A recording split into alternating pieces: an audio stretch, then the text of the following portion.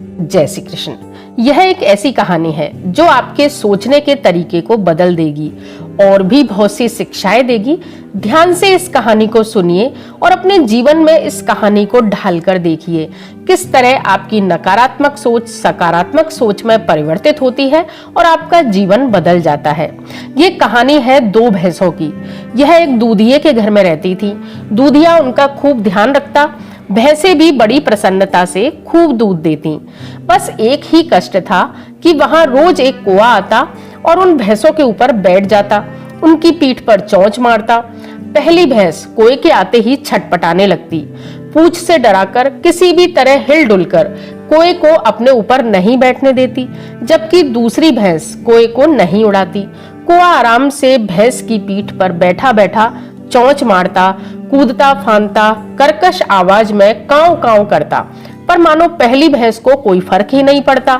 धीरे धीरे कौवे ने भैंस की पीठ पर कई जगह घाव बना दिए और कौवे ने उन घावों को गहरे जख्मों में बदल दिया। एक दिन पहली भैंस ने दूसरी भैंस को कहा, तेरा इतना बड़ा शरीर है, इतनी बड़ी पूंछ है, उस कौवे को उड़ाती क्यों नहीं? देख तेरा उसने क्या हाल कर दिया है। अब तू पूंछ से उस कौवे को उड़ा दिया कर।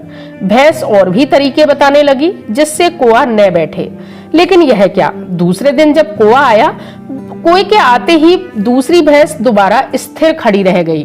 उसने हिलना डुलना बंद कर दिया, मानो उसे आनंद आ रहा हो।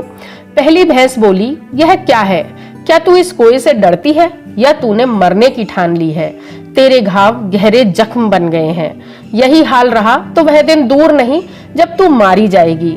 यह सुनकर भैंस मुस्कुरा दी, बोली, बहन, यह जख्म देने का सिलसिला आज का नहीं है, जन्मों जन्मों से चला आ रहा है। मैं तुझे मेरी और इस कौवे की पूर्व जन्म की कथा सुनाती हूँ। आज से 17 जन्म पहले यह कौवा साहूकार था। मैंने इससे कुछ धन उधार लिया था तथा आर्थिक मजबूरी के कारण या मेरे मन के मैल के कारण मैंने धन को बिना चुकाए ही मृत्यु प्राप्त कर ली। तभी से पिछले 16 जन्मों से यह सिलसिला हर बार चल रहा है। यह साहूकार किसी न किसी रूप में मुझसे कर्जा चुकता है। इस बार जब हमारे मालिक के यहाँ संत आए और उन्होंने एक कथा कही जिसे सुनकर मेरे भीतर यह बदलाव आया है, मैं तुम्हें भी वह कथा सुनाती हूँ। दो दोस्त थे, एक का नाम था नारायण और दूसरा था राम सिंह। दोनों में किसी बात पर झगड़ा हुआ। नारायण ने राम सिंह की हत्या कर दी। अगले जन्म में राम सिंह शेर व नारायण घोड़ा हुआ। इस जन्म में शेर के रूप में नारायण ने राम सिंह को मार डाला। ऐसे होते होते 100वें जन्म में नारायण सर्प व राम सिंह मेंढक हुआ। सर्प के रूप में नारायण जैसे ही मेंढक को निगलने लगा, वैसे ही उधर से नारद जी का गुजरना हुआ। वे हंसकर बोले, अरे राम नारायण, 100 जन्म से इसी काम में लगे हो, अब तो सुधर जाओ। एक जन्म के बैर ने 100 जन्म खा लिए। ये अंतहीन सिलसिला कभी ना खत्म होगा। यह सुनते ही नारायण रूपी सर्प ने मेंढक को उगल दिया और फूट फूट कर रोने लगा। मेंढक और सर्प दोनों ही इस अंतहीन झगड़े से उकता चुके थे। नारद जी ने सर्प से मेंढक को क्षमा करवा दिया। यह घटना होते ही एक आश्चर्य हुआ कि सर्प और मेंढक दोनों ने ही वहीं उस स्थान पर अपने प्राण त्याग दिए और क्षमा मांगने व क्षमा करने से उनके जन्म जन्मों की गांठें खुल गईं, दोनों को मुक्ति मिल गई। इसी कहानी में मैंने मेरी भी मुक्ति का सार ढूंढ लिया है। ये कौवा उस साहूकार के रूप में मेरा शरीर नोच नोच कर अपना पेट भरता है।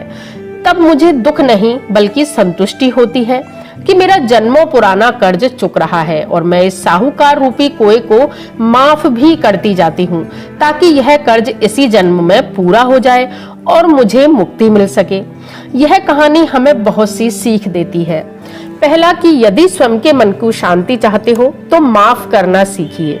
दूसरा, जीवन के दुखों को अपने ही कर्मों का फल मानकर स्वीकार कीजिए, क्योंकि दुखों का कारण कभी दूसरा या ईश्वर नहीं वरन हमारे अपने ही कर्म होते हैं। तीसरा, जब भी माता पिता गुरु या कोई भी व्यक्ति हमें कुछ सीख या समझाइश दे, उसे सकारात्मक दृष्टिकोण से स्वीकारें, क्योंकि पता नहीं किस रूप में स्वयं ईश्वर ही हमें दुखों से मुक्ति दिलाने आया हो।